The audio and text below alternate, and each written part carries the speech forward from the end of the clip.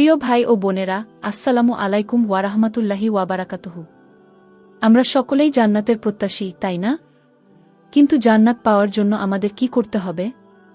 আজকের এই ভিডিওতে আমি আপনাদের এমন এক দোয়া শিখাব, যা রাসূলুল্লাহ সাল্লাল্লাহু আলাইহি ওয়াসাল্লাম আমাদের শিখিয়েছেন জান্নাত লাভের জন্য।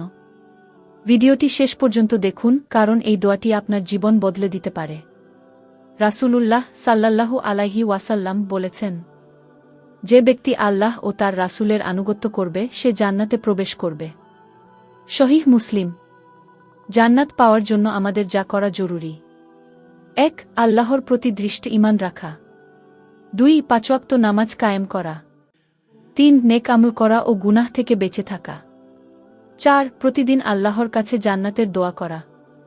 আল্লাহ সুবহানাহু ওয়া তাআলা কুরআনে বলেছেন, হে আমার বান্দারা, তোমরা আমার কাছে প্রার্থনা করো, আমি তোমাদের দোয়া কবুল করব। সূরা গাফির আয়াত ৬০।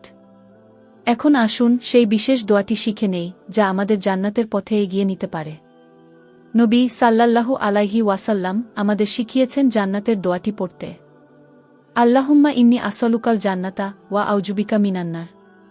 অর্থ: হে আল্লাহ, আমি আপনার কাছে জান্নাতের প্রার্থনা করছি এবং জাহান্নাম থেকে আশ্রয় চাইছি।